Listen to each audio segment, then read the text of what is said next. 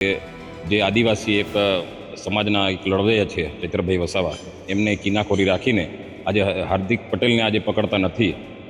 આજે સ્પીકરની મંજૂરી લઈને પછી એમને પકડવા માગે છે, જ્યારે ચૈત્રભાઈને ખેંચામખેંચ કરીને પછી પોલીસ લઈ ગઈ છે. બિલકુલ જે ચૈત્રભાઈ હાથે થઈ રહેલું છે એ સમગ્ર ગુજરાત જાણે છે અને પ્રજા પણ જાણે છે. એટલે લોકોએ તે મૂળ બનાવી લીધું છે કે અમને લોકો કહે છે કે ખાલી તમે ચૂંટણી આવવા દો, પરિણામ અમે આપવા તૈયાર છે. આમ આદમી પાર્ટીના ધારાસભ્ય ચેતર વસાવાના મામલે થોડીક અપડેટ સાથે વાત કરીએ તો ધારાસભ્ય ચેતર વસાવાને જે 5 જુલાઈથી તેમને અરેસ્ટ કરવામાં આવ્યા હતા, ત્યારબાદ તેમની જે જામીન છે એ જામીન અરજી દાખલ કર્યા બાદ જામીન અરજી તેઓ હાઈકોર્ટમાં ગયા હતા અને હાઈકોર્ટમાં ગયા બાદ ચાર્જશીટ રજૂ થતાં રાજપીપળા એડિશનલ સેશન કોર્ટમાં તેમની જામીન અરજી મૂકવામાં આવી હતી, જે રદ થતાં ધારાસભ્ય ચેતર વસાવાને વડોદરા સેન્ટ્રલ જેલમાં લઈ જવામાં હતા અને ત્યારબાદ જે કોર્ટની અંદર એટલે કે એમનો જે કેસ કમિટ થતા તેઓને પોલીસ જાપ્તા હેઠળ ડેડિયાપાડા કોર્ટમાં લાવવામાં આવ્યા હતા અને ત્યાંથી હવે તેઓ વડોદરા સેન્ટ્રલ જેલમાં લઈ જવામાં આવ્યા છે. ત્યારે સમગ્ર મામલે આપણી સાથે ચેતરભાઈના સાથી અને આમ આદમી પાર્ટીના નેતા છે, તેમની સાથે વાત કરીશું. દેવાભાઈ, ખાસ કઈ આજે પ્રોસિજર થઈને શું હતો સમગ્ર મામલોને? આજે ડેડિયાપાડા સાગબારાના ધારાસભ્ય આદરણીય ચૈત્રભાઈ વસાવાને આજે ડેડિયાપાડા કોર્ટમાં લાવ્યા હતા અને કાયદાના પ્રોસેસ પ્રમાણે જોવા જઈએ તો જે પણ ગુનામાં જે ચાર્જશીટ કમિટ થાય એના માટે આરોપીને હાજર રાખી અને કોર્ટમાં કેસ કમિટ કરે છે, એના માટે આજે ડેડિયાપાડા કોર્ટમાં લાવ્યા હતા અને ત્યારબાદ અત્યારે બરોડા સબજેલ ખાતે લઈ ગયા છે. દેવાભાઈ, લોકો પણ આવ્યા હતા, ખાસ કોઈ સૂત્રોચ્ચાર પણ નથી થયા ને કોઈ શાંતિથી બધા હતા. લોકોની લાગણી શું છે કે ધારાસભ્યને મળ્યા બાદ અને તમે પણ મળ્યા તો શું લાગણી વ્યક્ત કરી તમે પણ?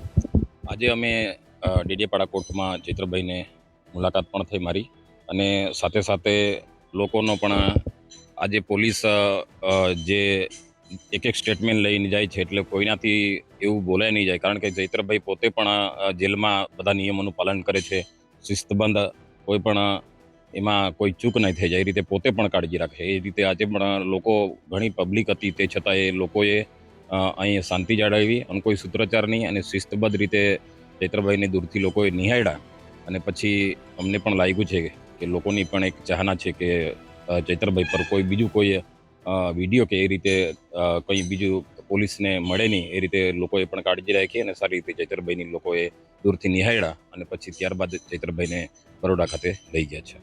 તમે શું કહેવા માંગો છો આ વિસ્તારના? તમે પણ નેતા છો, તમે લોકોને શું સંદેશો આપવા માંગો છો? ડેડિયાપાડાના લોકોને હવે કેસમાં આગળની કાર્યવાહી કઈ રીતે થશે એ બાબતે બી દર્શકોને થોડી જાણકારી આપી દો.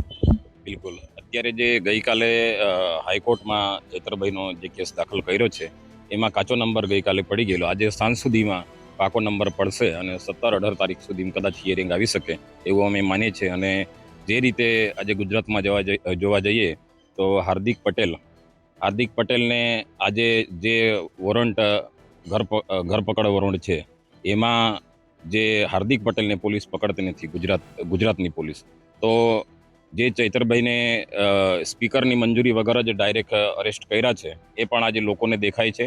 અને આવનારી જે હાઈકોર્ટમાં એટલે અમારા સાથે જે પોલીસ કઈ રીતે વર્તન કરે છે એ પણ આજે અમને ગુજરાતમાં જે થઈ રહેલું છે એના પરથી લાગે છે કે જે આદિવાસી એક સમાજના એક લડવૈયા છે ચૈત્રભાઈ વસાવા, એમને કિનાખોરી રાખીને આજે હાર્દિક પટેલને આજે પકડતા નથી. આજે સ્પીકરની મંજૂરી લઈને પછી એમને પકડવા માગે છે, જ્યારે ચૈત્રભાઈને ખેંચામખેંચ કરીને પછી પોલીસ લઈ ગઈ છે એની પણ પ્રજા ટીકા કરે છે. અને સાથે અમે હાઈકોર્ટ પર વિશ્વાસ રાખીએ છીએ કે અમને આગલી તારીખમાં અમને ન્યાય મળશે. એટલે કે જે રાજપીપળા કોર્ટમાં હવે હાઈકોર્ટમાં જશે, મતલબ હાઈકોર્ટની પ્રોસિજર થઈ ગઈ કે કેવી છે, ચાલુ છે જે જામીન લેવા માટેની? હમણાં જે હાઈકોર્ટની પ્રોસેસ પ્રમાણે કાલે અમારી જે કાચી તારીખ પડી છે, આજે સાંજ સુધીમાં પાકી તારીખ પડશે અને 16-17 તારીખનો અમને અંદાજ છે કે 16-17 તારીખે નેક્સ્ટ હિયરિંગ આવશે.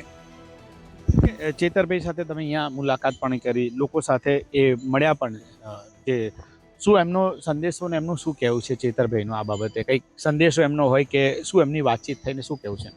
ચૈત્રભાઈએ અમને કીધું કે મેં ટૂંક ટાઈમમાં છૂટી જઈશ અને જે પણ આપણી ટીમ છે એ બધા લોકોનો જે પણ પ્રશ્ન હોય તે હલ કરજો અને લોકોને યોગ્ય ન્યાય અપાવજો એવું અમને કહીને ગયા છે.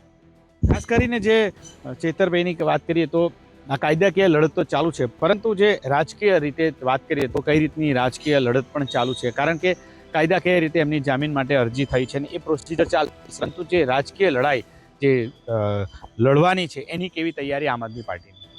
બિલકુલ, અત્યારે જે કોર્ટ રાહે જે પણ અમારી લીગલ ટીમ છે એ બધી ધ્યાન આપે છે કોર્ટ રાહે, પરંતુ અત્યારે અમે તાલુકા અને જિલ્લાનું ઇલેક્શન આવે છે એમાં પણ અમે તાલુકા વાઇઝ હમણાં મિટિંગો 1-2 દિવસમાં ચાલુ કરીએ છીએ, અને જે પણ આવનારી તાલુકા અને જિલ્લા પંચાયત છે એમાં ભાજપને જડબાતોડ જવાબ મળે એવી અમારી તૈયારી છે. પૂરી ટીમ અમારી રાતને દિવસ લાગી ગઈ છે, અને હમણાં જે પણ મિટિંગો થશે એમાં લોકોનો પણ અમને સારો એમાં આવકાર મળશે, અને અમે એ જ રીતે તાકાતથી અમે લોકો માટે અવાજ ઉઠાવીશું.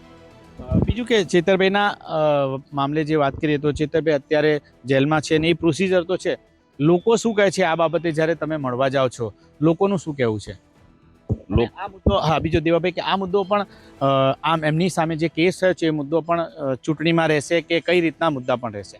બિલકુલ, જે ચૈત્રભાઈ હાથે થઈ રહેલું છે એ સમગ્ર ગુજરાત જાણે છે અને પ્રજા પણ જાણે છે, એટલે લોકોએ તે મૂળ બનાવી લીધું છે કે અમને લોકો કહે છે કે ખાલી તમે ચૂંટણી આવવા દો, પરિણામ અમે આપવા તૈયાર છે. એટલે પબ્લિક પોતે કહે છે, અમારે કહેવાની જરૂર નહીં, અને પબ્લિક પણ નોંધ લે છે, અને એનો જવાબ લોકો આપવા માટે તૈયાર છે, પણ ખાલી ચૂંટણીની રાહ જોઈને બેઠી છે પબ્લિક. તમે જોયું કે આ હતા દેવેન્દ્ર વસાવા, જે ચેતરભાઈ સાથે હોય છે, તેઓએ ચેતરભાઈ સાથે પણ મુલાકાત કરી છે અને સમગ્ર મામલે આપણી સાથે વાત કરી છે. નરેન્દ્ર પેપરવાલા, ગુજરાત તક, નર્મદા.